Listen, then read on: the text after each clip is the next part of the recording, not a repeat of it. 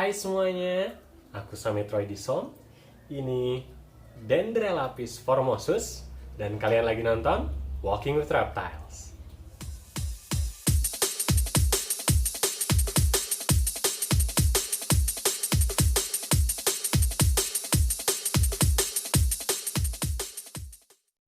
Hai semuanya, di sini aku udah bareng ular yang panjang dan ramping ini. Ya, ular ini adalah ular Dendrelaphis formosus.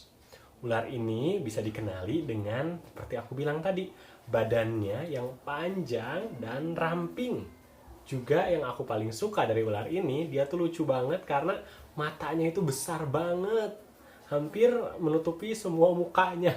Warna lidahnya itu merah. Jadi sangat kontras dengan warnanya yang hijau kecoklatan, bagian tubuh atasnya coklat, bawahnya hijau, lidahnya merah, jadi kelihatan banget. Nah, ular ini di dalam bahasa Inggris disebut dengan elegant bronzeback, ya. Dikasih nama bronzeback mungkin karena warna punggungnya memang seperti warna bronze ya, seperti ini, warna coklat-coklat seperti ini. Kemudian kenapa elegan? Pendapat aku sih karena emang warnanya keren banget. Jadi dia tuh tadi ada coklat, ada gradasi hijau, tapi juga di antara coklat hijau itu ada warna birunya gitu. Jadi emang ini ular cantik banget sih kalau kata aku. Ular ini arboreal, suka di atas pohon, dan memang mereka berkerabat juga sebetulnya sama ular pucuk. Tapi apakah ular cantik ini adalah reptil peliharaan yang terbaik untuk kalian? Untuk menjawab pertanyaan tersebut, kita udah breakdown Dendrelaphis formosus lewat 5 kategori. Yang pertama adalah karakter, yang kedua adalah ukuran, yang ketiga adalah perawatan, yang keempat adalah ketersediaan, dan yang kelima adalah harganya. Oke, kalau gitu langsung aja kita ke kategori yang pertama, yaitu karakter. Untuk karakter, di sini kita kasih Dendrelaphis formosus skor 4 dari 5. Ya, kenapa 4 dari 5? Memang Dendrelaphis formosus itu ada yang wild caught, ada yang suka menangkap dari alam, kemudian dijual. Kalau kalian beli yang wild caught, itu pasti kalian karakter yang kalian dapatkan adalah karakter wild caught, dimana mereka mungkin lebih nervous dalam di handling gitu. Mereka masih takut-takut, tidak terbiasa sama manusia, dan mungkin agak pengaruh juga sama makannya. Tapi kalau kalian belinya captive hatch, karena setahu aku ada juga yang captive hatch, atau mungkin ada juga yang captive bred. Kalau kalian beli captive hatch atau captive bred, maka Dendrelaphis formosus yang itu lebih gampang beradaptasi karena memang sudah terbiasa sama manusia. Kayak gitu. Jadi selain yang wild caught, yang captive hatch-nya atau captive bred-nya pun sudah ada, karena cukup mudah untuk menetaskan Dendrelaphis formosus ini. Oke, cantik banget emang ularnya. Aku terpesona sih pertama ngelihatnya juga karena ini warnanya tuh keren banget. Kamu bisa cantik kayak gini sih.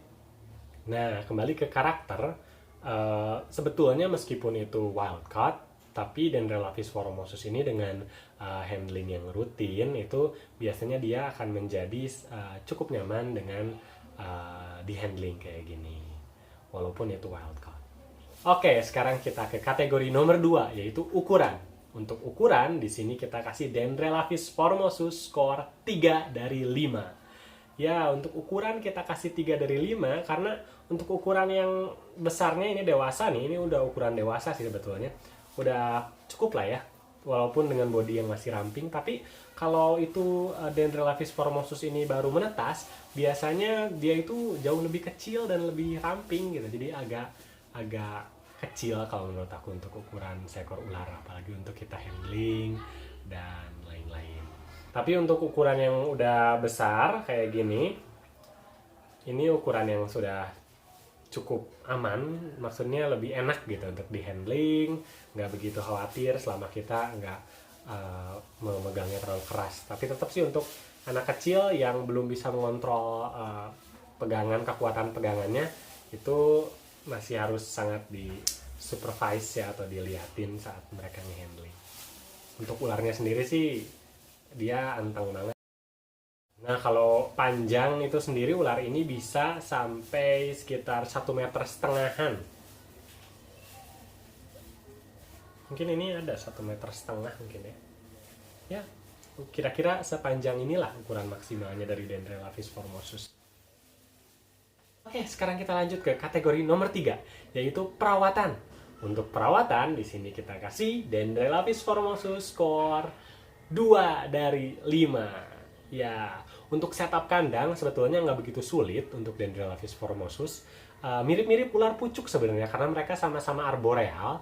Yang perlu kalian lakukan adalah membuat settingan kandang arboreal yang tinggi ke atas daripada melebar ke samping, kemudian dengan pernak-pernik atau hiasan seperti akar-akar pohon atau kira-kira sesuatu yang bisa digunakan mereka untuk manjat. Kayak gitu. Jadi mereka itu bisa naik turun di dahan, di dalam enclosure-nya itu. Kalian bisa sediakan juga water ball yang kecil untuk dia, tapi aku yakin mereka akan lebih happy kalau kalian kasih misting atau kalian semprot.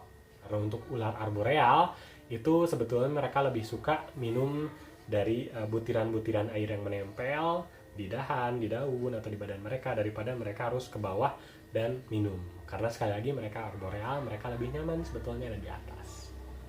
Nah, mungkin kalian ada yang bertanya, kalau setup kandangnya gampang, tapi kenapa sih dia dapat skor 2? Iya, karena the biggest downside dari ular ini adalah makanannya.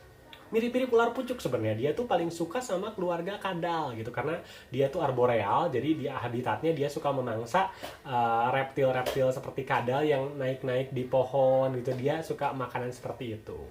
Atau dia juga bisa makan kodok, tapi keduanya itu adalah makanan yang cukup sulit untuk didapat ketika kita memelihara mereka gitu. Kalau di alam mungkin banyak, tapi kalau memelihara itu agak sulit mendapatkannya, karena sekali lagi itu tidak segampang tikus didapatkan.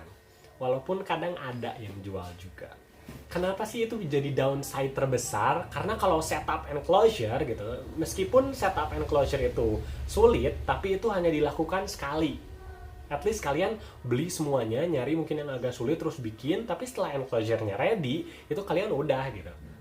They settled in that enclosure gitu.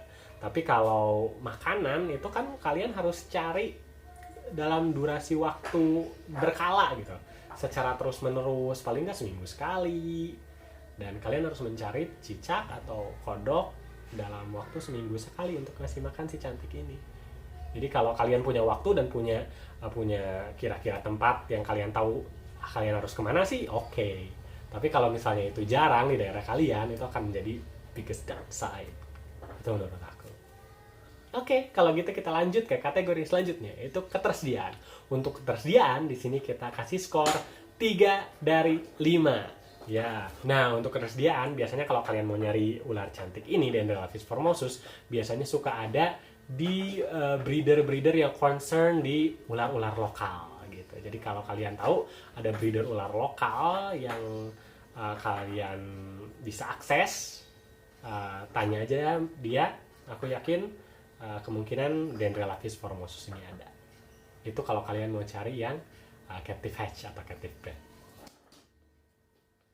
Oke, kita ke kategori yang terakhir sekarang, yaitu harga. Untuk harga di sini kita kasih Dendrelaphis formosus bintang 5 dari 5. Ya, karena untuk harga itu Dendrelaphis formosus adalah termasuk ular yang sangat ekonomis, sangat murah untuk didapatkan ya. Aku yakin kalian punya uang 100.000 itu masih kembalian kalau kalian beli Dendrelaphis formosus ini.